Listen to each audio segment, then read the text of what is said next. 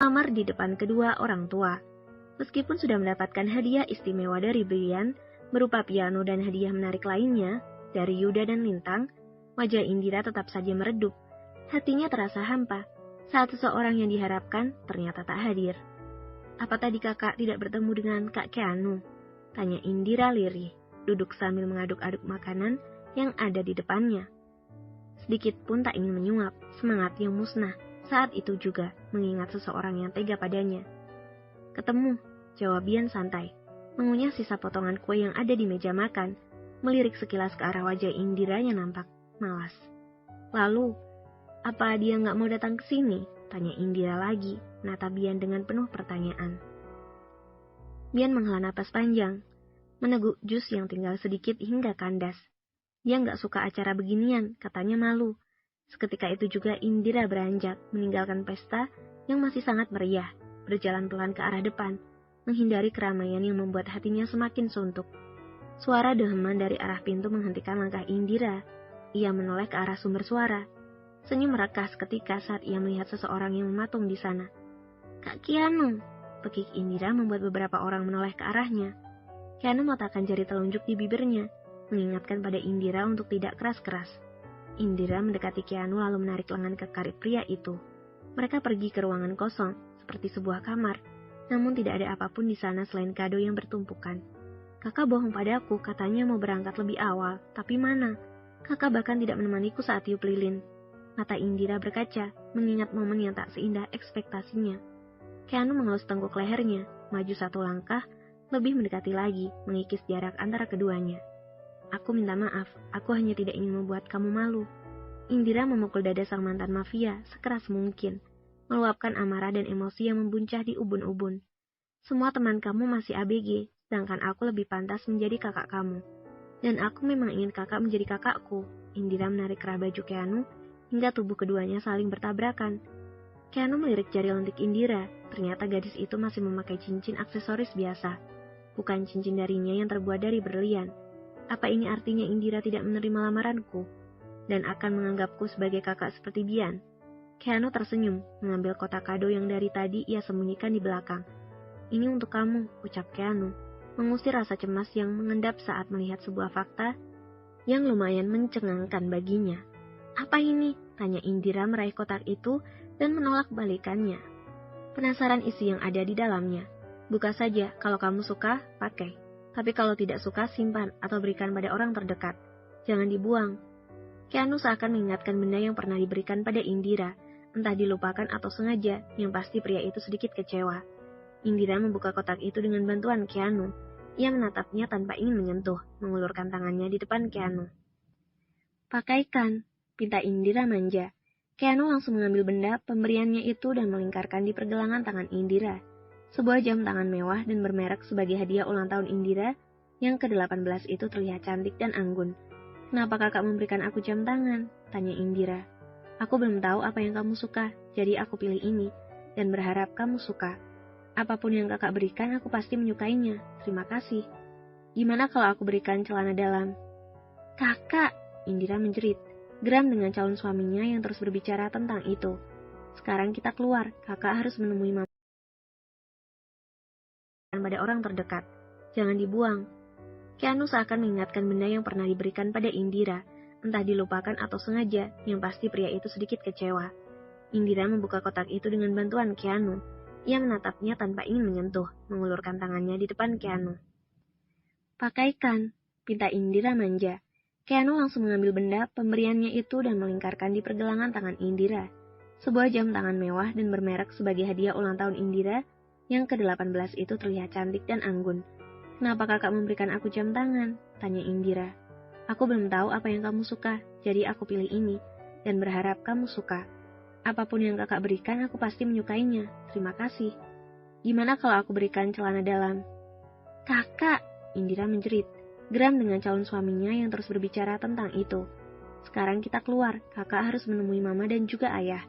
Mendorong tubuh kekar Keanu, namun langkahnya lagi-lagi harus berhenti di sebuah lorong yang lumayan sepi. Keanu menatap wajah Indira dengan lekat. "Kamu bilang akan menjawab lamaranku hari ini, dan aku ingin kamu menjawabnya sekarang." Indira tak menjawab, ia malah menarik tubuh kekar Keanu hingga berada di depan kedua orang tuanya. Sebagian tamu sudah pulang, bahkan seluruh teman Indira pun sudah meninggalkan lokasi. Hanya tinggal kerabat dekat yang masih berbincang dengan Pak Juli. Indira memukul piring dengan sendok yang membuat semua orang berpusat menatapnya. "Ada apa lagi?" tanya Bian yang merasa risih. "Ada acara penting lagi." Indira menatap Keanu menarik tangannya hingga pria itu berdiri di sampingnya. "Aku ingin kamu melamar aku di depan mereka semua." Wajah sang mantan mafia langsung merah merona setelah mendengar bisikan itu. Baginya melamar seorang wanita adalah hal yang tabu. Meskipun keinginannya untuk menikahi Indira begitu besar, tetap saja memalukan bagi dirinya. "Tapi aku nggak romantis, bagaimana kalau ditertawakan semua orang?" Keanu balas berbisik. Ketegangannya sudah level tinggi dibandingkan saat menghadapi musuh bebuyutan di medan perang. "Bisa." Indira meletakkan kotak perhiasan di saku celana Keanu secara diam-diam. Keanu menghempuskan nafas dengan perlahan. Meskipun ditampar, sebuah kegugupan tetap saja. Ia mencoba untuk santai dan menarik sudut bibirnya hingga berbentuk senyum. "Ayo kak," Indira menyenggol lengan Keanu dengan sikunya. Keanu terus mengulas senyum, meskipun gugup otaknya tetap saja meracik sebuah kalimat untuk menyampaikan tujuannya. "Ayah, Mama," menatap Pak Juli dan Sofia bergantian. Keanu mengeluarkan kotak dari saku celananya lalu meletakkan di atas meja. "Kedatangan saya kemari ingin melamar Indira sebagai istri saya." Keanu menjeda ucapannya, lalu membuka kotak cincinnya. "Rah, maukah kamu menikah denganku?" ucap Keanu selanjutnya. Meskipun ia tak berlutut di depan Indira seperti sinetron di TV, tetap saja membuat Indira bahagia. Hening, sebagian dari mereka masih bingung dengan acara lamaran dadakan itu. Pasalnya Indira adalah sosok yang pemalu dan tak pernah dekat dengan laki-laki. Namun tiba-tiba saja dilamar pria yang sudah dewasa. "Aku mau," jawab Indira, mengangkat punggung tangannya tepat di depan Keanu. Sekujur tubuh Keanu terasa sejuk bak terguyur air es. Ketakutannya kini lenyap setelah mendengar jawaban dari gadis yang ada di depannya itu. Setelah Keanu menyematkan cincin di jari manis Indira, tepuk tangan riuh mengiringi saat Indira menyuapi kue di mulut Keanu. Setelah Pak Juli menghentikan tawa Keanu dan Indira. "Tapi apa ya?" Indira ikut panik. Ia takut jika ayahnya itu tidak menyetujui hubungannya dengan Keanu. "Kamu mau menunggu sampai Indira kuliah?" Keanu langsung mengangguk, sedikit pun tak keberatan dengan pendapat Pak Juli. Pak Juli memeluk Keanu dan menepuk bahunya. "Jaga dia dengan baik, aku percaya sama kamu." Di tengah-tengah kebahagiaan yang membara, nyatanya ada yang termenung. Bian memilih untuk menyendiri, memikirkan nasibnya yang belum sesukses Yuda maupun yang lainnya. Ia masih enggan untuk melanjutkan hubungannya ke jenjang yang lebih serius. Bersambung. Nadiroh, pengisi suara Aristi Zuma, bab 122, Keanu pengen kawin. Terkadang orang menikah itu tidak harus sukses lebih dulu, Bi. Yang perlu diutamakan adalah sudah ada calon istri dan restu dari orang tua, terutama ibu. Jangan terus berpikir, kalau kamu sukses baru menikah. Gimana kalau perempuan itu nggak sabar dan berpaling? Kamu sendiri yang merugi. Panjang lebar Yuda menjelaskan pada Bian dengan langkah yang harus diambil. Semenjak dekat dengan Hilya, pria itu semakin gelisah, mengingat Hilya yang lebih pintar darinya. "Tapi jodoh tidak akan kemana, Kak," bantah Bian seperti yang sering ia dengar. "Iya, buktinya aku dan Kak Lintang bersatu, meskipun kami sempat berpisah. Dan bahkan, aku sudah pernah menikah. Itu hanya masalah waktu, dan takdir saja. Sekarang terserah kamu, aku cuma memberi saran." "Sok bijak," ejek Lintang yang baru keluar dari kamar. Ia duduk di samping Yuda, yang nampak sibuk dengan layar ponselnya, menyalakan TV mencari drama kesukaannya. Yuda hanya tersenyum. Meskipun tidak ke kantor, pria itu tetap sibuk dengan pekerjaan. Apalagi Andreas masih menikmati bulan madunya. Itu membuatnya harus turun tangan sendiri. "Gimana acara ulang tahun Indira kemarin? Apa Keanu juga datang?" tanya Lintang yang belum tahu kabar terbaru, dikarenakan dirinya yang sibuk dengan rembulan dan harus mengabaikan ponselnya. "Keanu melamar Indira." Lintang menganga, terkejut mendengar ucapan Bian. "Lalu bagaimana dengan Tante Sofia?" tanya Lintang pada antusias. Momen yang seharusnya ia saksikan dengan dua matanya malah harus ketinggalan karena si bayi cantik yang belum bisa diajak kemana-mana. "Mama setuju sih, Kak, tapi ayah meminta Keanu untuk menunggu Indira sampai lulus kuliah. Aku nggak yakin dia bisa tahan," imbuh Yuda keceplosan. Meskipun matanya fokus pada map dan laptop di depannya, tetap saja telinganya bisa mendengar pembahasan antara Lintang dan adik iparnya itu. "Tahan apa?" tanya Bian dan Lintang serempak. "Tahan mengurung cucak rowonya yang hampir karatan." "Mas," pekik Lintang yang membuat Yuda menutup telinganya. Bian hanya menahan tawa melihat kedua kakaknya yang selalu bisa mencairkan ketegangan. Itu fakta, umur Keanu sudah 33 tahun. Tapi sekalipun ia belum pernah merasakan indahnya surga dunia, dan aku nggak yakin kalau dia bisa tahan sampai 4 tahun. Ayah keterlaluan. Yuda menyalahkan sikap Pak Juli yang terlalu tegas. Seandainya aku yang ada di posisi Keanu, pasti aku sudah culik anak gadisnya. Lintang dan Bian meresapi setiap kata yang meluncur dari bibir Yuda. Mereka sependapat dengan Yuda yang ada benarnya. Apalagi Keanu adalah mantan mafia yang pasti tega melakukan apapun demi mendapatkan orang yang dicintai. Daripada mereka melakukan hal yang tidak senonoh, lebih baik dinikahkan. Toh Keanu juga laki-laki yang bertanggung jawab. Imbuh Yuda meyakinkan. Melirik Lintang dan Bian bergantian. Sepertinya mereka sudah termakan ucapan mantan duda tampan itu. Benar juga apa kata Mas Yuda. Kalau mereka melakukan itu, pasti semua keluarga akan malu. Ingat, setan mengintai di mana-mana. Aku sudah mengingatkan. Yuda terus meracuni pikiran Lintang dan Bian yang masih lumayan polos. Seketika itu juga mereka terhanyut dengan kata-kata dari Yuda yang sangat meyakinkan. Lalu, apa yang harus aku lakukan, Kak? Tanya Bian. Kalau kamu bekerja saja, biar Kak Lintang yang bicara pada ayah. Baru beberapa menit saling diam, pintu depan terbuka lebar. Pak Juli dan Bu Fatimah datang, seperti janjinya kemarin. Mereka membawa makanan kesukaan Yuda dan Lintang. Sudah makan, Nak? Tanya Bu Fatimah pada Lintang yang berjalan menghampirinya. Tadi sudah, Bu, tapi sekarang lapar lagi, ucap Lintang yang membuat mata Yuda membulat sempurna. Menatap Lintang dari atas hingga bawah. Setelah melahirkan, wanita itu memang menambah porsi makan hingga tubuhnya sudah mulai melebar. Namun Yuda tak berani berkomentar apapun mengingat sensitifnya ibu satu itu. Bawa sini, Bu, biar aku yang suapi. Meskipun sibuknya luar biasa, tetap saja Yuda melayani istrinya dengan baik dan sabar. Bian, ini semuanya sudah, nanti kamu bikin laporan untuk Pak Setiawan. Bian mengangguk, menerima map itu lalu pergi, karena pekerjaannya yang menumpuk membuat Bian harus kembali ke kantor secepatnya. Lintang berbisik di telinga Yuda yang membuat sang empu mengangguk. Hati-hati jalannya, jangan lebar-lebar kalau melangkah. Yuda selalu memperingatkan Lintang untuk lebih halus saat bertindak. Lintang menghampiri Pak Juli yang ada di ruang depan, duduk di samping sang ayah. Ada apa, Lin? Katanya mau makan. Nanti saja aku mau bicara dengan ayah. Ini tentang Indira dan Keanu. Ada apa dengan mereka? Tanya Pak Juli. Fokus dengan wajah Lintang yang nampak serius. Apa nggak sebaiknya mereka segera menikah ya? Ucap Lintang masih ragu, sebab ia sendiri pun belum tentu bisa menjalani pernikahan di usia muda. Namun harus memberi pendapat pada sang adik. Memangnya kenapa? Tanya Pak Juli lagi. Tidak ada apa-apa, aku cuma nggak mau Indira melewati batas. Dia itu masih labil dan gampang terpengaruh. Sedangkan aku sudah dewasa, aku takut mereka melakukan sesuatu yang tak diinginkan. Pak Juli tersenyum, ia memang tak pernah berpikir sejauh itu. Namun setelah mendengar ucapan Lintang, hatinya sedikit cemas. Tenang saja, Keanu tidak mungkin melakukan itu pada Indira. Kalau begitu ayah harus membatasi mereka untuk tidak saling bertemu. Ini terlihat sepele ya, tapi sebenarnya sangat serius. Aku hanya takut saja. Baiklah, ayah akan bicarakan lagi dengan mereka. Jika itu jalan yang terbaik, kenapa tidak? Yes, yes, yes. Hati Yuda bersorak penuh kemenangan. Sandiwara yang dirancang sedemikian rupa berhasil juga. Lintang tak hanya memuaskan di ranjang, namun juga membuatnya mudah menjalankan misi. Sayang, aku ke kamar sebentar, teriak Yuda menatap Lintang dari jauh. Setelah mendapat jawaban anggukan, Yuda langsung berjalan menuju kamar. Ia menutup pintu lalu duduk di tepi ranjang, menghubungi seseorang yang ada di seberang sana. Ada apa, Yud? Tanya seorang pria dengan suara berat. Aku sudah membujuk Lintang untuk bicara dengan ayah, dan dia berhasil, Ke. Lalu apa jawaban ayah? Tanya Keanu girang. Ayah akan membicarakan masalah kamu dan Indira lagi, jawab Yuda. Keduanya tertawa lepas, merayakan keberhasilan Yuda yang sangat cerdik dalam hal membujuk istrinya. Oh, jadi kamu sekongkol dengan Keanu, supaya ayah tidak menunda pernikahan Indira. Cetus seseorang yang baru saja masuk. Yuda terlonjak kaget hingga benda pipih yang ada di tangannya terjatuh. Sayang, kamu ngagetin aja. Keanu yang sudah mencium bau menyengat langsung memutus sambungannya.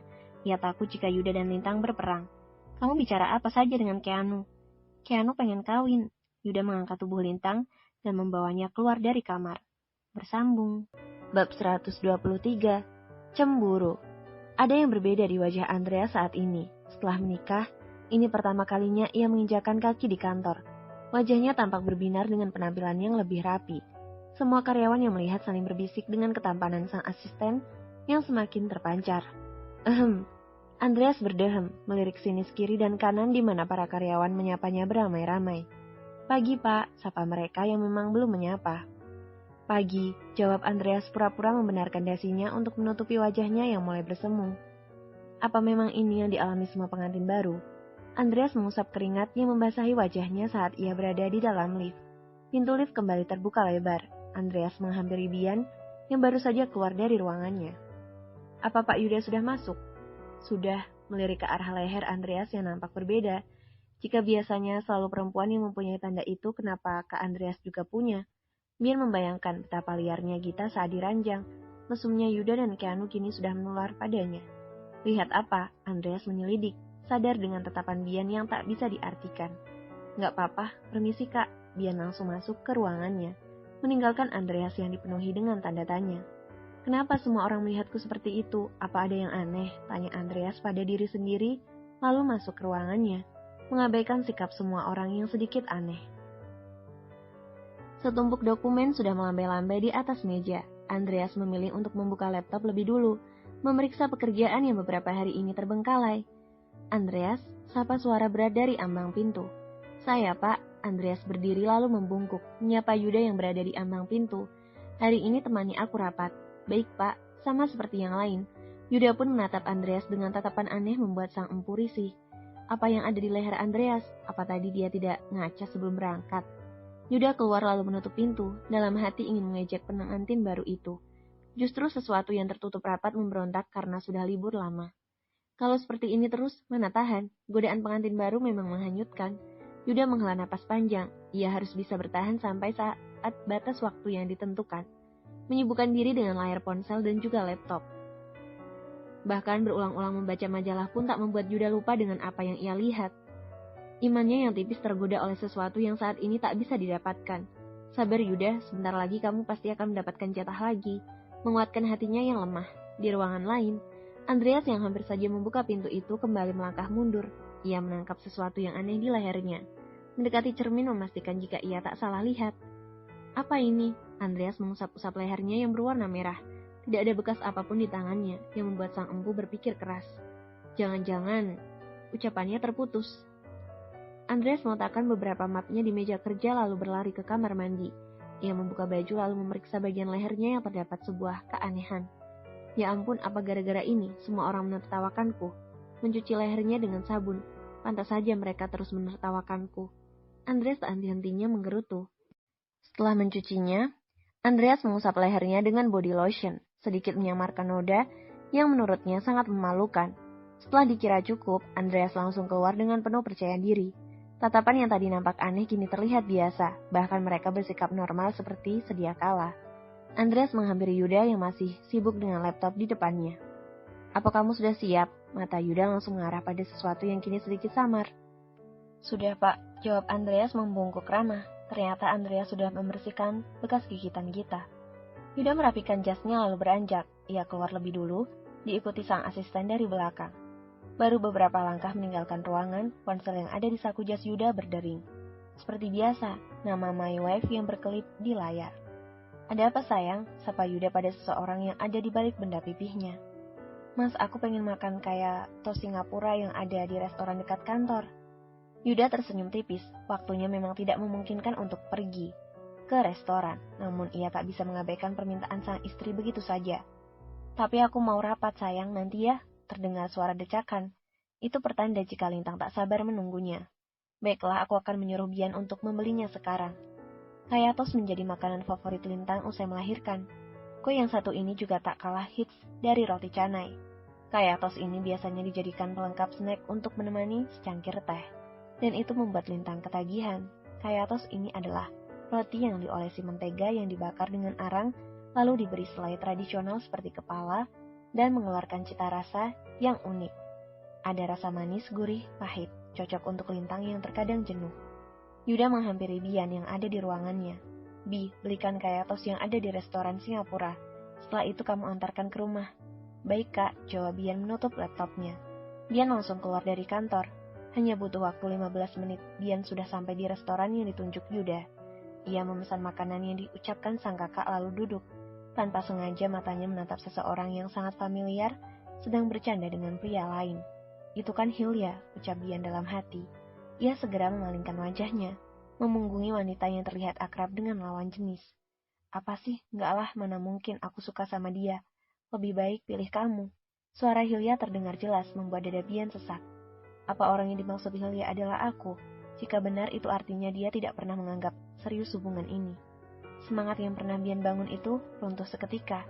Selama ini ia tak pernah mempermasalahkan masa lalu Hilya, yang menurut kakaknya sangat buruk. Namun dengan ucapan itu, mampu membuatnya ragu untuk melanjutkan rencananya. Mas, ini pesanannya, ucap seorang waitress untuk yang ketiga kali. Iya mbak, maaf, Bian membayar dengan beberapa uang pecahan lalu beranjak.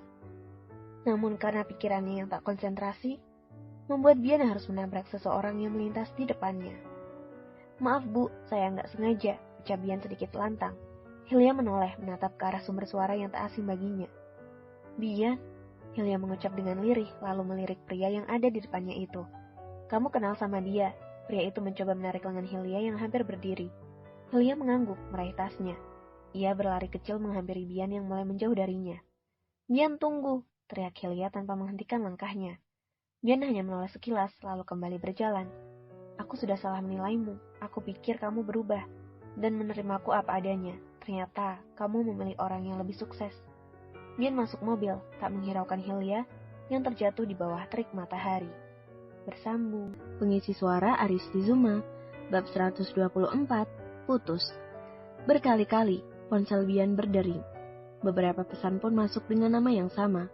Namun Bian enggan untuk menjawab atau membukanya. Ungkapan Hilya membuat hati Bian perih.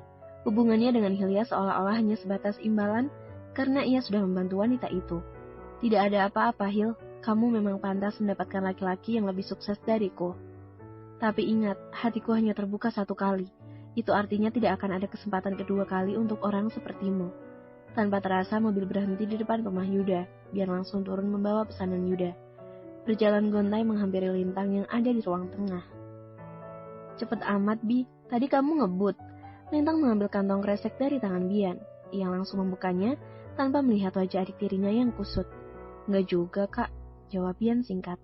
Menghempaskan tubuhnya di sofa yang menjulur panjang, menutup matanya untuk melupakan wajah Hilya yang terus melintas. Kalau capek istirahat aja, biar nanti aku yang bilang ke Mas Yuda.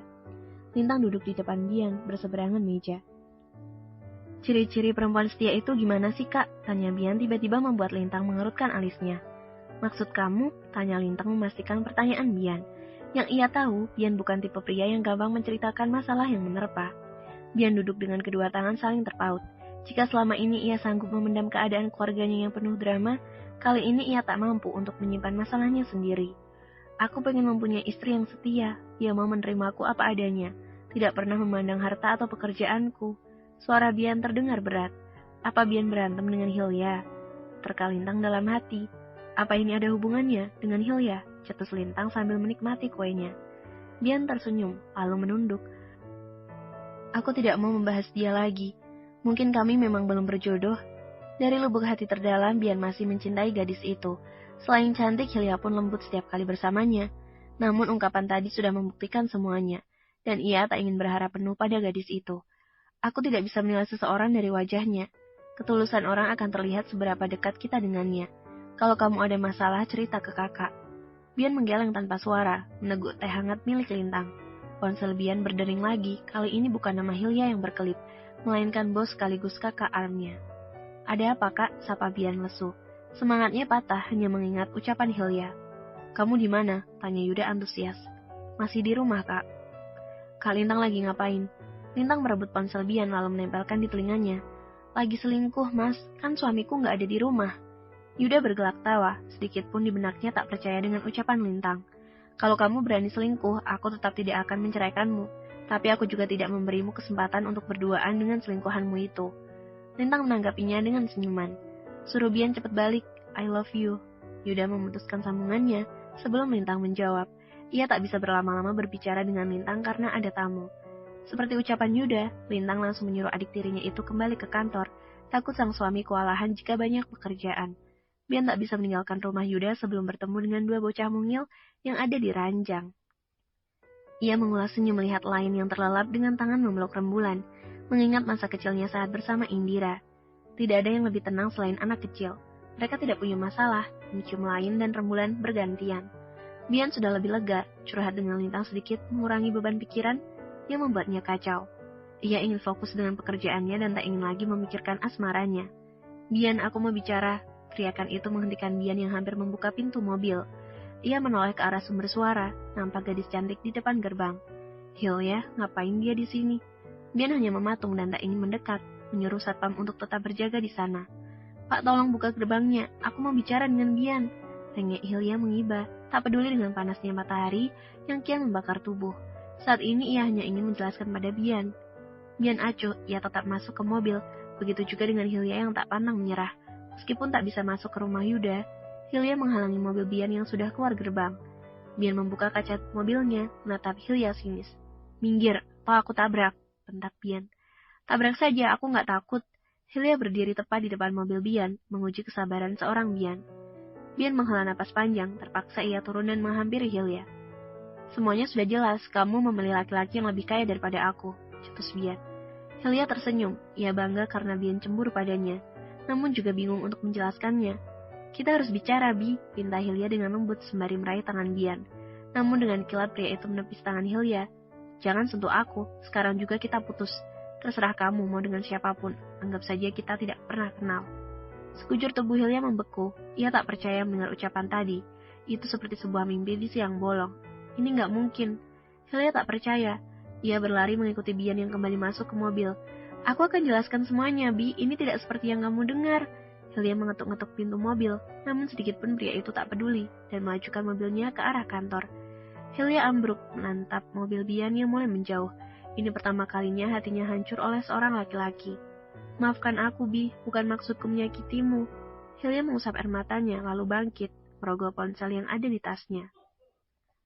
Halo, Ma. Aku mau melanjutkan kuliah aku di Swiss. Mama tolong persiapkan semuanya. Wanita yang ada di seberang sana tersenyum bangga mendengar permintaan putrinya. Hilya masuk ke mobil. Banyak tujuan yang ingin ia bawa lari ke sana. Selain untuk menambah ilmu, ia ingin melupakan Bian. Laki-laki yang pernah bersemayam di hatinya walaupun singkat. Pertemuannya dengan Bian memberikan banyak pelajaran, namun juga menciptakan luka bagi Hilya. Selama ini ia menganggap pacaran itu adalah hal yang tabu. Tapi sekarang ia merasakan pahit manis sebuah hubungan. Bergulat dengan pekerjaan mungkin akan membantu Bian melupakan kejadian yang menimpa dirinya. Sesampainya di kantor, ia langsung fokus dengan laptop yang ada di depannya. Fokus amat, Bi, ujar Andreas yang baru masuk. Jawab Bian singkat, membuat Andreas mengernyit, meletakkan tugas baru lalu keluar. Setelah pintu tertutup rapat, Bian mengacak rambutnya, berusaha sekeras apapun, wajah Hilya terus mengikuti dan membuatnya tak tenang. Perempuan bukan segala-galanya, yakinlah jika kamu akan mendapatkan yang terbaik. Bersambung. 25. Pengakuan Indira. Semua keputusan ada di tangan kamu, Rah. Pak Juli menekankan pada Indira untuk mengambil keputusan. Sebagai seorang ayah, ia ingin yang terbaik untuk anaknya di masa depan. Ruangan tamu itu tampak mencekam, Bian membisu 1000 bahasa. Kali ini ia tak punya pendapat apa-apa selain mengikuti ayahnya dan mendukung keputusan Indira. Begitupun dengan Sofia yang tak ingin salah langkah mengingat Indira yang sudah dewasa. Tapi aku masih sekolah ya, Indira mengucap dengan berat hati. Di satu sisi ia pun tak mau kehilangan Keanu. Namun di sisi lain, Indira masih enggan jika hari-harinya harus bertugas menjadi seorang istri yang menurutnya itu terkekang. Sebentar lagi kan lulus, bagaimana kalau kamu menikah? Keanu juga nggak melarang kuliah kok, ucap Sofia memberikan pendapat. Nanti aku akan bicarakan ini dengan Kak Keanu. Indira meninggalkan ruang tamu dengan membawa hati yang masih bimbang. Ia tak ingin cepat mengambil keputusan, takut fatal dan akhirnya menjadi janda muda seperti mamanya. Pikirannya pun masih sangat labil dan belum siap untuk menjadi seorang istri. Kalau kamu sendiri bagaimana, Bi? Meskipun bukan ayah kandung, Pak Juli juga peduli pada pria itu. Aku belakangan ya, yang penting Indira bahagia, aku juga bahagia. Indira menatap motornya yang terparkir lalu menghampirinya. Mending aku ke kantor Kak Keanu, pasti dia lebih mengerti aku. Indira memasukkan motornya di tempat parkiran, namun sebelum ia melepas helm, seorang penjaga datang mendekatinya. Maaf Mbak, ini tempat khusus untuk petinggi di kantor ini, ucapnya pada Indira. Aku kan calon istri pemilik perusahaan ini, jawab Indira dalam hati. Sebagai tamu yang baik, ia tetap memindahkan motornya di area parkir bagian belakang, khusus para karyawan dan juga pegawai lainnya. Indira kembali menghampiri satpam yang masih menatapnya dari jauh. Pak, saya ingin bertemu dengan Kak Keanu Delbert. Apa orangnya ada di dalam? Satpam itu menggaruk kepalanya yang tidak gatal, menatap penampilan Indira dari atas hingga bawah. Yang ia tahu, Keanu tak memiliki saudara ataupun kerabat jauh yang tinggal di Indo, karena dengan jelas bosnya itu memperkenalkan diri sebagai warga asing. Namun tiba-tiba ada yang memanggilnya Kak. Maaf, Tuan Keanu hanya akan bertemu dengan orang penting saja. Indira berkaca pinggang mendengar ucapan pria yang ada di depannya itu. Kamu pikir aku bukan orang penting? Kak Keanu itu calon. Indira menghentikan ucapannya. Tidak mungkin ia mengatakan statusnya, sedangkan hatinya masih ragu untuk menikah dengan pria itu. Maaf Pak, saya sudah punya janji, dan beliau menyuruh saya datang ke sini.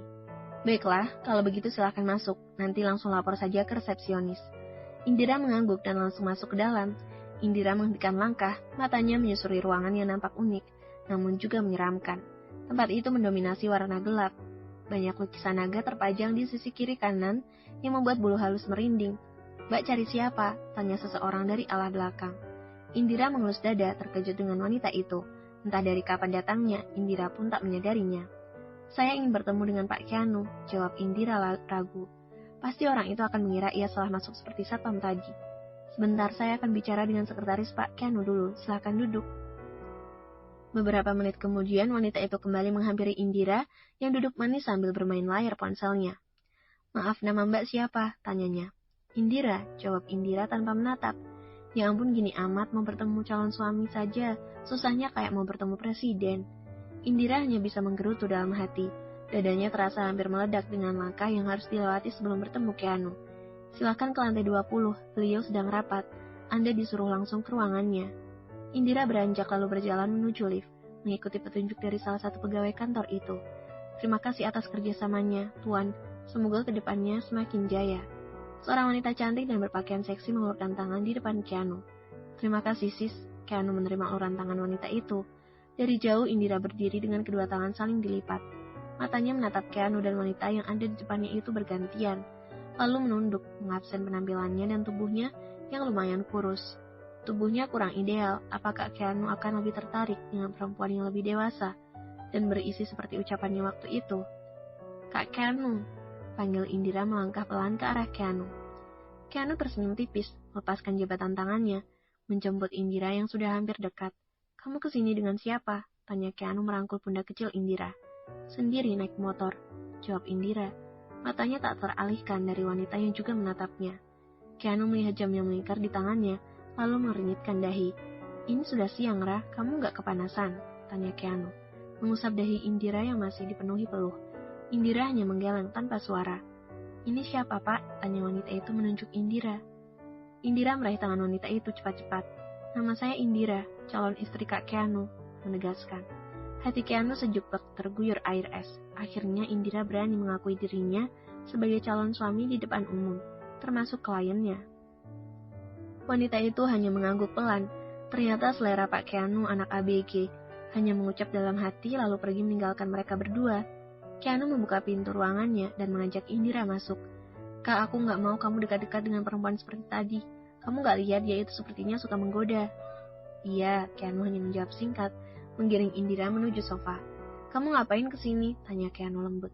Aku cuma mau bilang kalau aku setuju kita menikah setelah aku lulus sekolah. Seketika itu juga Keanu mengangkat tubuh Indira dan memutarnya. Kenapa kamu tiba-tiba ingin kuliah ke Swiss? Tanya Tante Ita, yang tak lain adalah mamanya Hilya. Apa Yuda membawa kasus penculikan anaknya ke polisi? Imbuhnya lagi. Hilya tersenyum, memasukkan beberapa baju kesayangannya ke dalam koper. Duduk di samping mamanya, menatap ke arah taman yang nampak indah. Bukan karena itu, Pak Yuda dan keluarganya sudah memaafkanku. Aku hanya ingin menjadi lebih baik lagi dan memiliki karir yang bagus. Hilya hidup di keluarga yang berada, namun sifatnya yang sedikit arogan membuatnya liar dan sering keluar rumah hingga nampak menjadi seorang pecundang. Lalu Mama yakin kalau ada alasan lain selain itu. Mama Ita menutup kopernya setelah penuh. Hilya beranjak lalu berdiri di depan cermin, memastikan kembali penampilannya yang memang sudah rapi dan cantik. Mama gak usah khawatir, aku bukan buronan kok, tidak akan ada yang mencariku sampai ke sana. Membuka laci menatap cincin emas yang diberikan Bian beberapa waktu lalu. Meskipun harganya murah, tetap saja itu berharga baginya. Ia memungut lalu menyematkan di jari manisnya dan memakai kacamata hitam. Selamat tinggal semuanya. Selamat tinggal masa lalu yang indah. dan buruk. Aku berharap setelah pulang nanti semua akan berubah, dan kamu sudah mendapatkan perempuan yang lebih cantik dan baik. Hilya keluar dari kamarnya bersama dengan mamanya yang akan mengantar sampai ke bandara. 126. Tamat. Hari terus berlalu. Kebahagiaan Lintang dan Yuda tak bisa diukur hanya dengan kata. Mereka berdua kini memiliki keluarga yang utuh dan hangat. Setiap hari rumah ramai dihiasi dengan tingkah lucu Lion dan juga ocehan rembulan. Seperti saat ini, Lion memangku adik kecilnya yang baru bisa tengkurat, terus mengajaknya berbicara hingga sesekali rembulan menyahut dengan suaranya yang menggemaskan. Tin tin, suara klakson mobil menghentikan Lintang yang sedang menata makanan di meja makan. Seperti biasa, ia menyongsong kedatangan sang suami yang baru pulang kerja, menjadi ibu rumah tangga seutuhnya demi menciptakan kebahagiaan yang sempurna. Lintang mencium punggung tangan Yuda, membantu sang suami membawakan jas. "Anak-anak di mana?" tanya Yuda mencium kening Lintang. Lintang menyungutkan kepalanya ke arah ruang tengah, di mana Lion dan Rembulan berada. "Apa hari ini Rembulan merepotkanmu?" tanya Yuda basa-basi, duduk di sofa mengurai rasa lelah, karena seharian penuh bergulat dengan pekerjaan. "Tidak, dia sudah pintar seperti mamanya," jawab Lintang melepas sepatu Yuda. Yuda mengerutkan alis. Ucapan Lintang seolah-olah menuntun Yuda yang memang mengincar sesuatu. "Umur Rembulan sudah 3 bulan ya?" "Iya," jawab Lintang singkat. Ia bisa membaca maksud perkataan Yuda yang mengarah pada sesuatu yang belum didapatkan setelah Lintang melahirkan. "Kamu sudah siap?" tanya Yuda mengusap rambut Lintang. "Siap apa?" tanya Lintang pura-pura bodoh. Meninggalkan Yuda sejenak, mengambil kopi untuk pria itu, duduk di sampingnya dengan memasang wajah polos. Siap membuat adik lagi untuk Rembulan dan Lion. Seketika itu juga Lintang menggigit tangan Yuda. Masih enggan jika harus hamil lagi. Bahkan rasa sakit saat melahirkan Rembulan pun belum terlupakan. "Bercanda sayang, aku cuma meminta jatah saja. Kamu sudah siap kan?" tanya Yuda berbisik. Lintang mengangguk ragu, meskipun masih takut tetap saja ia harus melayani suaminya yang sudah lama berpuasa. Yuda memanggil Bisiti dan Mbak Mimah. "Bibi, jaga Rembulan dan Lion." "Baik pak," jawab mereka berdua serempak. Yuda menutup pintu kamarnya. Ia mendudukkan Lintang di tepi ranjang. Seperti layaknya pengantin baru, wanita itu nampak malu-malu dan menundukkan kepalanya. "Kamu kenapa?" Yuda mulai melucuti bajunya. Lintang menggeleng tanpa suara, menatap dada bidang sang suami yang begitu menggoda iman. "Aku ingat saat melahirkan Rembulan, rasanya sakit banget mas," keluh Lintang sambil memeluk sang suami. "Aku akan pelan-pelan seperti kita melakukannya pertama kali. Jangan takut," bisik Yuda memberikan kecupan lembut. Memulai aksinya saat Lintang mengangguk setuju. Setelah sekian lama, akhirnya Yuda bisa menikmati apa yang seharusnya menjadi miliknya. Beberapa menit kemudian, Lintang mengatur napasnya yang terengah-engah. Pergulatannya di atas ranjang mampu menguras semua keringat dan tenaga. Lintang bahkan tak sanggup mengimbangi Yuda yang terlalu bersemangat. "I love you," ucap Yuda mencium kening Lintang dengan lembut. Tidak ada jawaban. Lintang memejamkan mata untuk menahan rasa sakit akibat ulah Yuda. Di sisi lain, Bian yang baru saja masuk ke sebuah minimarket tak sengaja menabrak seseorang yang berjalan dari arah berlawanan. Ia memungut ponselnya yang jatuh. "Maaf," ucap Bian menatap seorang pria yang berdiri di depannya. "Kamu Bian kan?" tanya pria itu. Bian mengangguk, wajah pria itu nampak tak asing baginya, namun Bian sedikit lupa dengan sosok yang baru saja menyebut namanya. "Kenalkan, namaku Axel." Pria itu mengulurkan tangan di depan Bian dan langsung diterima dengan memperkenalkan dirinya. "Aku sepupunya Hilya." Mendengar nama itu, Bian teringat kejadian di restoran. Ya, pria itulah yang bercanda dengan Hilya saat dirinya membelikan pesanan Lintang. Jadi dia sepupunya Hilya. Lalu apa maksud ucapan Hilya waktu itu? Dada Bian terasa sesak, bibirnya terkunci mengingat apa yang pernah dilakukan pada Hilya. Bahkan sedikit pun ia tak mau mendengarkan penjelasan wanita itu. "Apa kita bisa bicara sebentar?" ucap Axel. Bian mengangguk, menggiring pria itu di sebuah kursi yang ada di depan tempat itu.